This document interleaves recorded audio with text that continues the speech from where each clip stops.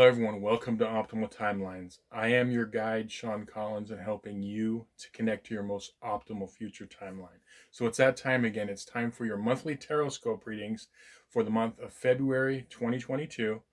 And it's going to be for your North Node by sign and house. Now, if you're new to the channel, the reason I use your North Node as opposed to your Sun, Moon, or Ascendant sign is that it's recognized in astrology that your North Node is the reason why you were born, what you were here to learn and accomplish. So you have much more in common with people that share your North Node as opposed to your Sun, Moon, or Ascendant sign. Now, if you're unfamiliar with your North Node, in the description box below, there's going to be some links where you can watch some videos, and also a link to look up your chart so you can find out where your North Node is. So let's get started on the readings. Okay, so this is going to be the Tarotscope readings for February 2022 with everybody with their North Node in Libra and or the 7th house. So I'm going to connect to the energies and we can begin. I call upon my spirit guides and guardians and the wisdom of my ancestors to bring forth the information that's true and correct for all who see this reading, that it may bring them the most beautiful, happy life possible and set them on their most optimal future timeline. So may it be.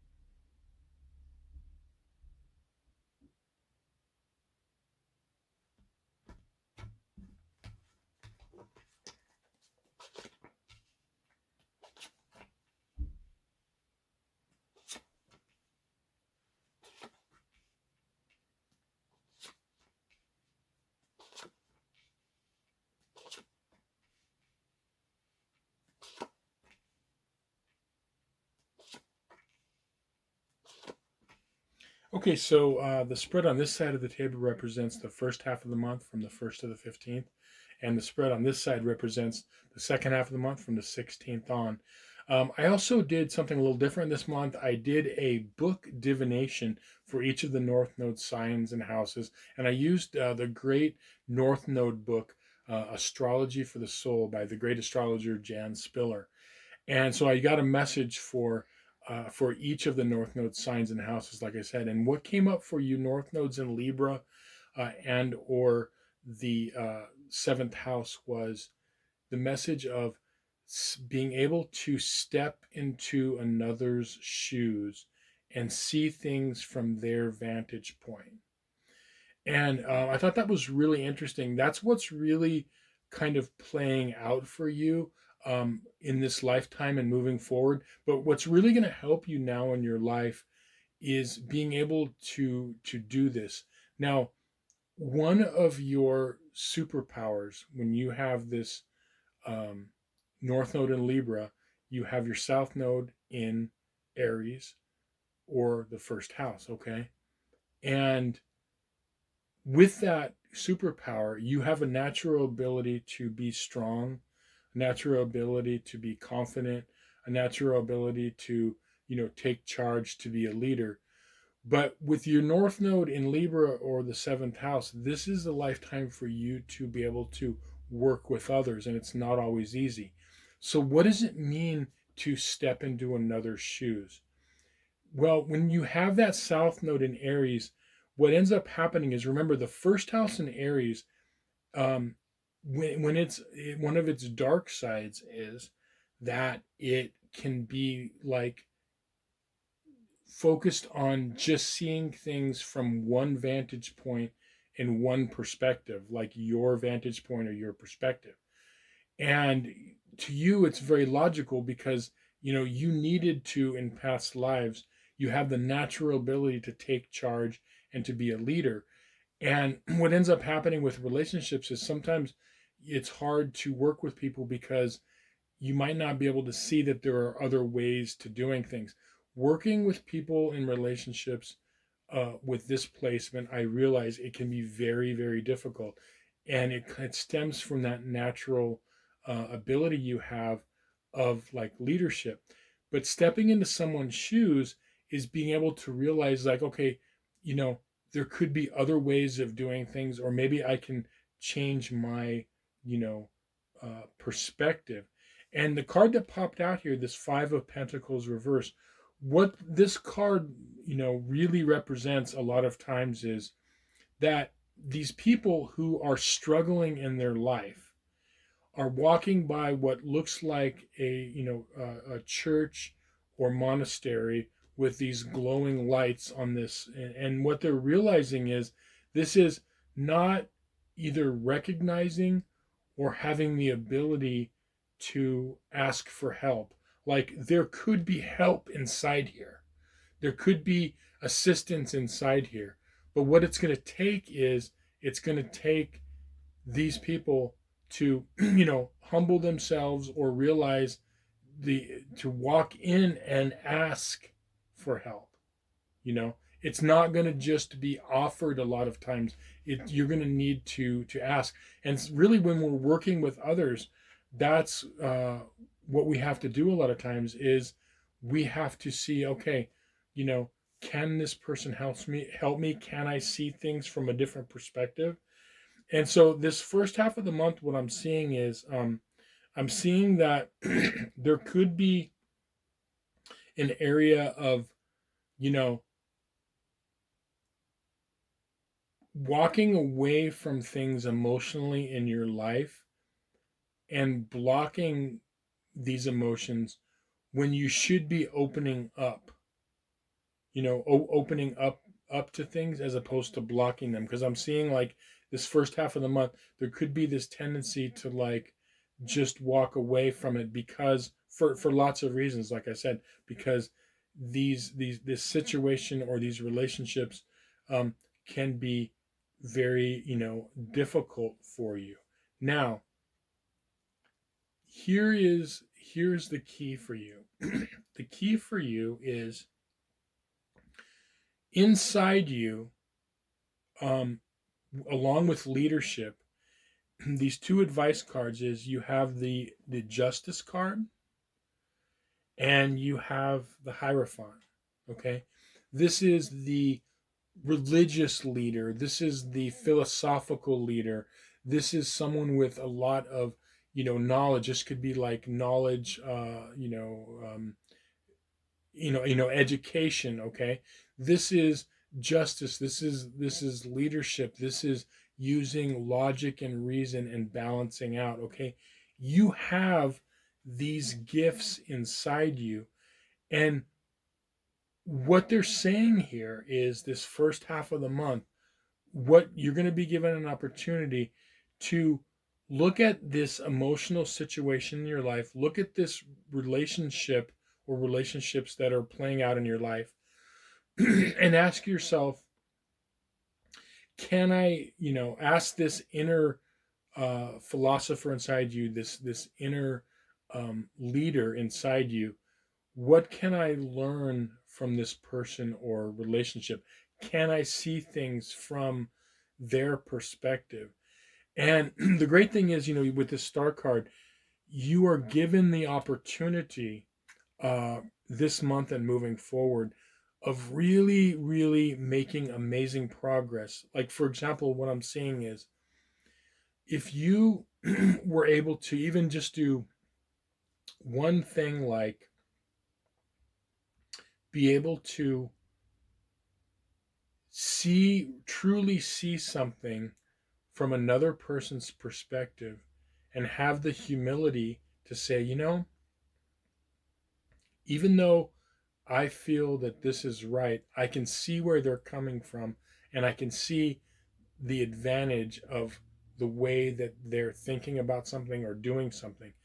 A small little act of doing that, you have no idea how much your life can improve, and, like, moving forward, propelling you into just a very simple thing, like that. of anything you can do. Think about this. Anything you can do to bring you in closer collaboration with people in your life, whether that be through job, family, romantic relationships. Anytime you can do that and you can begin to see the other person's value, because see, that's really what this is. When you're talking Aries or Libra, and you're talking the first house or seventh house, it's the ability to, are we focusing on the self, or are we focusing on others along with ourself in collaboration with that? And so that's really what's playing out this first half of the month. You're going to be given this opportunity, and a lot of you are going to feel like you are going to want to shut down and not see things. Try to open up, try to see things, in another through another person's eyes, another person's perspective, or in their shoes. Now, the second half of the month, and I'm getting this a lot. I have gotten this card for a lot of the readings this month. Okay, the Judgment card. Okay, this is a call to awakening. It's the archetype of the awakened person. What is the archetype of the awakened person?